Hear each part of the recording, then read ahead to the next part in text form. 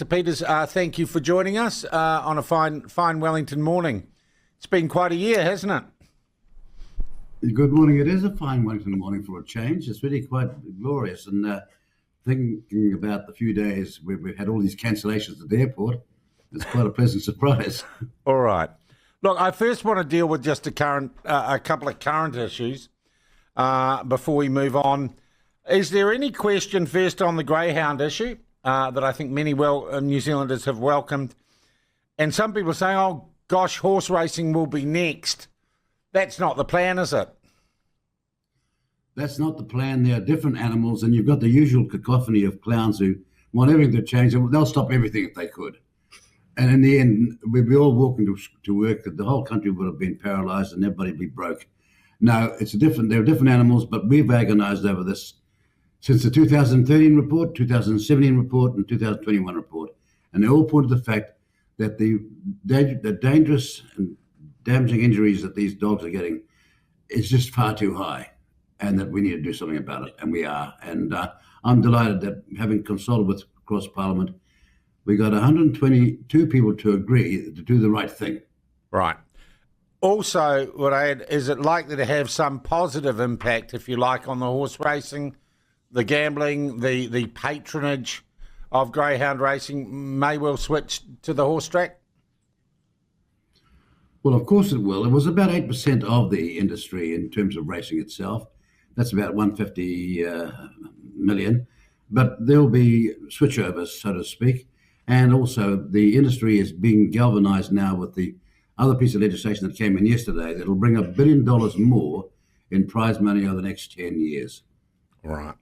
Look, the other thing that's happened this week, though the government or, the Minister of Education seemed loath to attach her name to it, was the delivery on your party's promise to get rid of the current sex education curriculum in our schools.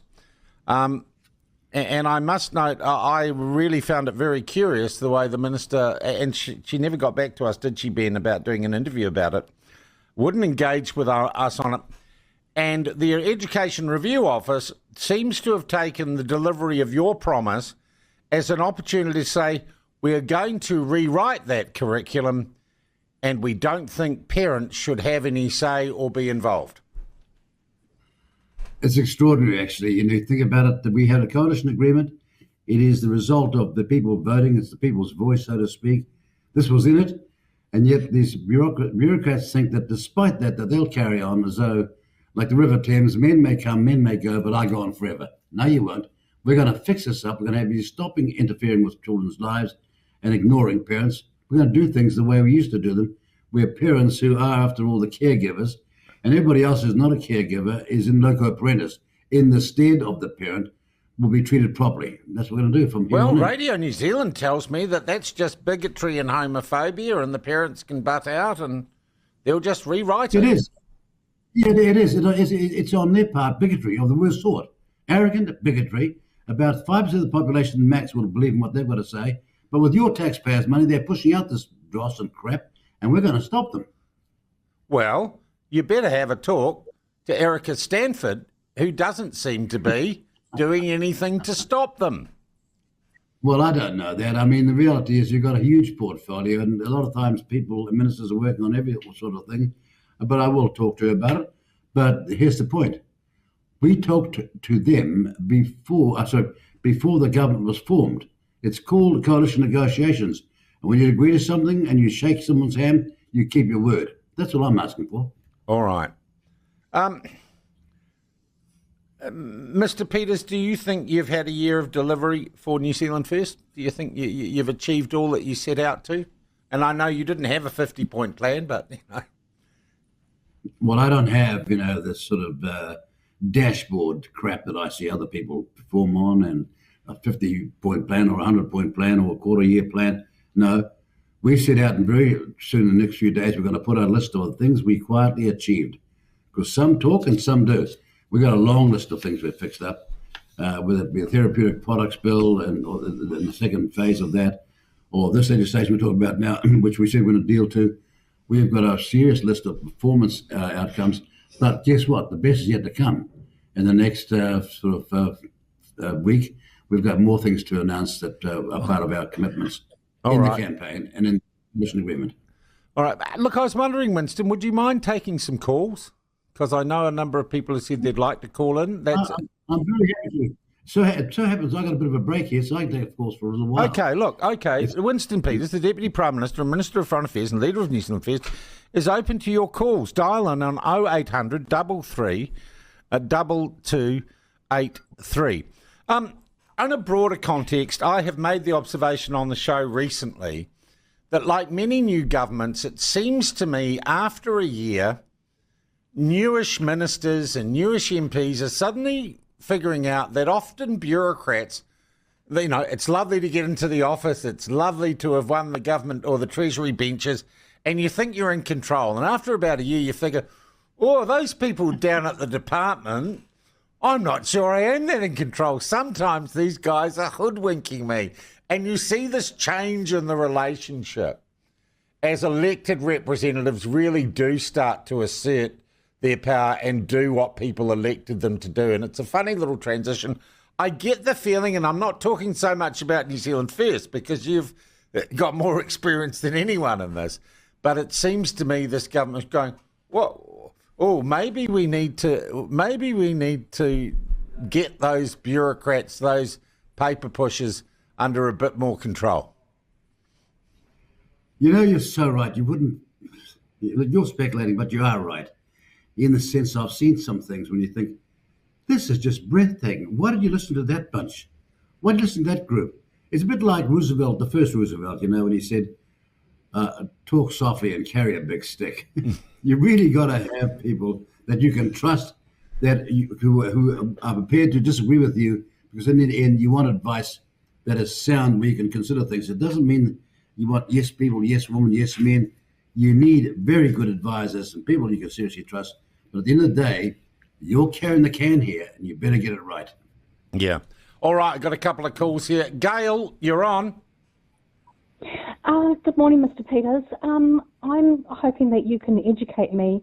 At one of the Chris Luxon's press conferences, he mentioned that if the Israeli Prime Minister ever came to New Zealand, that he would be arrested. Would you be able to educate me on what your thoughts as the Foreign Minister would be on that? Well, Gail, the last thing I want to do is pretend to educate somebody, but I was a primary and secondary school teacher before I decided that there was no money and I better go into law and get to do something else in my life. But I do admire teachers. Let me tell you this. That question, if I was asked a question, I'll never answer it because it's absolutely, totally hypothetical. And remember this, the so-called legal action is just a starting point of a legal action. It is yet to be heard, it's yet to be tried, and he's yet to be found guilty. You see why the question should never been answered? So you're saying, actually, Winston, and I wondered, it was asked by Mark Dulder from Newsroom. He's one of those classic advocacy activist journalists. There is no arrest warrant issued for Benjamin Netanyahu, is there? Not in the way that was framed. Yeah. And therefore, why did the journalist asking this question? The question is at this point in time Netanyahu guilty? No. This isn't what you might call an arraignment to find out whether he's guilty or not. But the trial has not been heard. I waste my time answering the question, frankly. Okay, and I think, unfortunately, I thought Mr. Luxon fell into the trap. Matt, you've got a question for Mr. Peters. Good morning, Sean. Good morning, Mr. Peters. Not so much a question. I just wanted to say, Winston, you're not the youngest man in politics these days, and I wanted to thank you as just Joe Blogg citizen out there, to you and Shane and your team, for what you're doing and standing up for what I class as middle-class New Zealand that are just out there trying to live our lives and make a dollar. And there's very few politicians that are on our side, and I just wanted to say thank you very much to you and your team this morning for what you're doing for New Zealand. Yeah, thanks, Matt. Thank you for your comment. Let me give you some advice. Don't act your age. All right, the check's in the mail, Matt. Tom, g'day.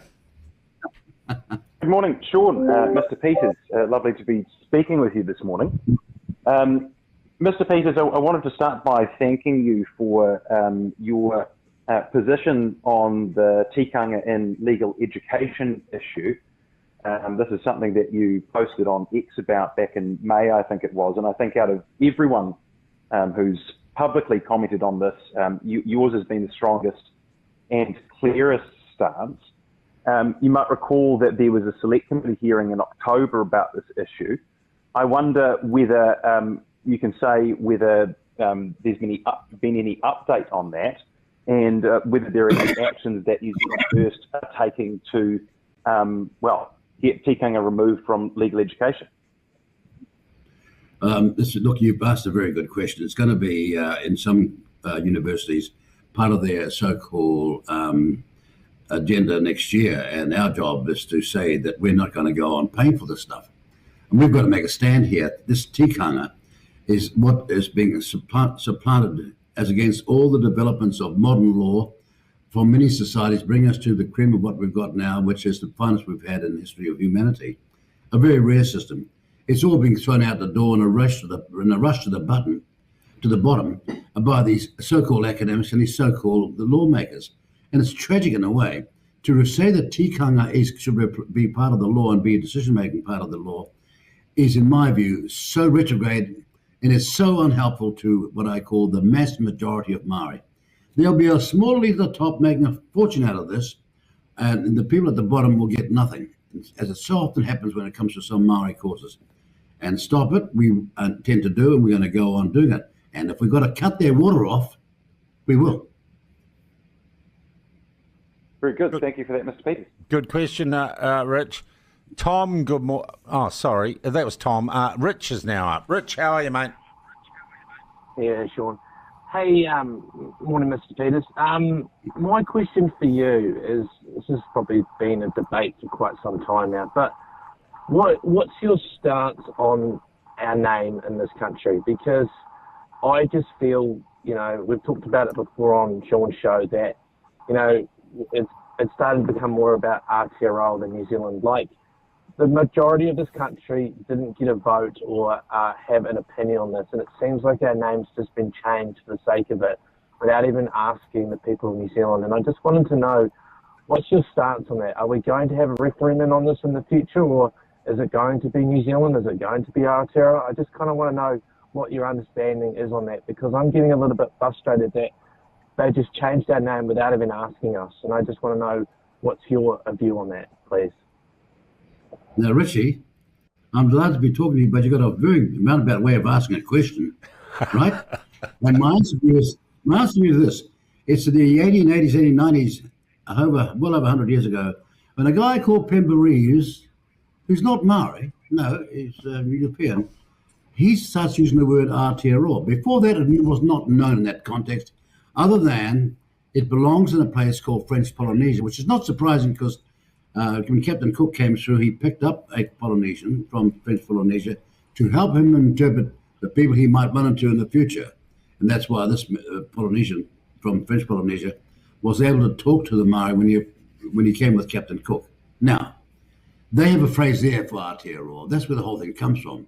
It was never the name for this country, and it was never the name for the South Island, which is, Te Waiponamu. And so what you got is RNZ and Radio New Zealand and TVNZ ramming down our throats as though there's no tomorrow. Got no rights to say this, got no concessions to say this. And a country that has spent $1 billion at a time when we are so much dependent on our trade than we've ever been, to sell a name called New Zealand is having part of its identity sold down the drain by a few elitists. They've got no permission, they've got no rights, they've got no authority, but they are so arrogant, they're going to ram it down your throat whether you like it or not. And our job is to say, well, if you want that, well, then you're going to be not getting any taxpayers' funding in the future. We've got to make a stand here. It's like the flag. Remember, we had a referendum on the flag and people said no. Winston, and on this question... Yeah. Part of your answer to that, raised a question that... Nobody's asked me. Nobody's asked me. You've got these arrogant people at the top on high salaries who just say, it's my view and I think the country should conform and they should follow. I don't have to get a consensus. I don't have to get agreement. Yeah. Winston, this reminds me of one of the questions I wanted to ask you.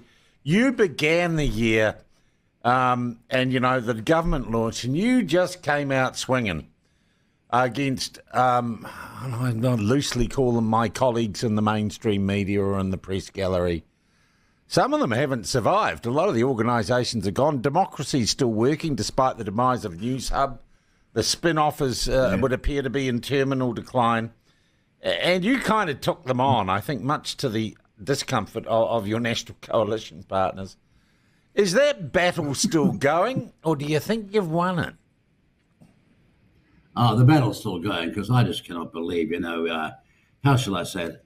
The arrogance of some of these people knows no bounds. You recall the Serious Fraud Office and their attack on us, manipulated, politically all set to go way back on April of 2020. And we beat them on the 29th of September that year, and no media gave a damn about that. Then they went off to the court a second time, and they lost there. And then they went off to the court a third time in the Court of Appeal, and they lost there. So we beat them 3 in a row. They spent $4.2 million while the media cheered them on. But when we won, the media never printed one word of our success. Yeah, I think this is a tragedy, because at the end of the day, as you know, in all journalism, in the way that you do it, you're going to hear both sides of the story. Yeah. But you never heard that side. So I made up mine. Mainstream media is a waste of time, and that I'll use all our resources to go the other pathway, less travelled, but which has got a certainty about it. And so we've gone all this year on our internal polls above 7%. I don't care what the rest of the pollsters say. We're in the strongest position we've ever been in the whole time of New Zealand First in 31 years. And as you know better than anyone else, there's only one poll that counts, right? And you're pretty good at the timing on that one. Look, I got a couple of other people who want to ask questions. Do you have time? I don't want to stuff your day up, but people are keen. Michael, you're on the line, mate. Morning, Sean. Good morning, Winston, and Merry Christmas to you both. Morning, Michael. Thank you, and same to you.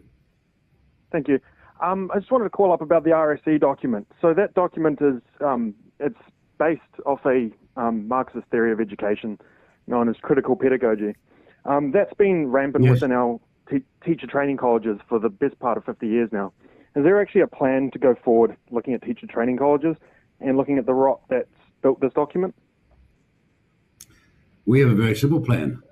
Our plan is to consult the parents and ask them what they want, and to make sure that they are part of the decision-making process, that others don't just step in and say, I don't care what you are. You've bred this child, you have paid for this child, but all of a sudden we'll take over. That's not the way it's going to be. We're going to get back to asking parents what they want. Here we go, Michael. There's an answer. Wayne, g'day. Good morning, Sean. Morning, Mr. Peters. Look, I've got a simple question for you, Mr. Peters. Is potentially with overtime rates, is there any chance that you guys might put a policy through that, say you work 40 hours, that the IRD will leave you alone for the, if you work an extra 10 hours or whatever, you get that tax-free so that you can increase productivity and give a person or a working person a reason to do overtime. Well, can I ask you this? Let me answer you. Why, if I give you 10 more hours of tax-free, would you be more productive in those hours when for the first 40 hours you weren't productive? Well, what I'm saying is in the first 40 hours, like with my job, I get paid, I'm doing it, but I end up working a lot of overtime to carry on to, keep things moving. I'm in the agricultural sector. So if the extra hours, like I don't mind doing them, but, there comes a point where no matter how many extra hours you do, the tax man seems to hammer you harder and harder each time the more you earn. So, and I thought maybe... Well, I think on that score you have got a point. So what you're saying is I work extra hours, I get extra pay, can I still have the same tax rate? It doesn't go up because I've worked extra hours. But extra hours is not productivity. It's what you do in the hour. If you do 10 more hours, you're not being more productive. If you're saying for your first 40 hours, you're putting out a certain amount of product, and for the next 10 hours, you put out the same amount of product, you're not being more productive. Productivity is being more efficient, doing more with your time. But I get your point. And if you said you're in the farming industry, what's critical about that is we have the most productive industry in the world in farming. It's one of the areas where we are world leaders.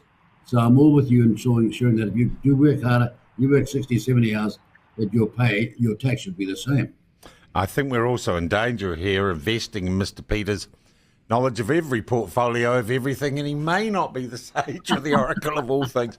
I do want to come back, Winston, to foreign affairs. Can I just say, look, it was discovered in New Zealand in the 50s and the 60s that the corporate farming family in New Zealand, that's mum, dad, and all the kids, were doing better than a landowner and 4 adult workers in England on a farm. We have a proud story to tell, and we've never been good enough to tell it how it is, just how efficient we've been, how productive we've been on the farms. All right. Just 2 areas I want to cover before we let you go, and thank you for being so generous with your time. You've been Foreign Affairs Minister, and I know this is a role you relish, and you've had experience it before.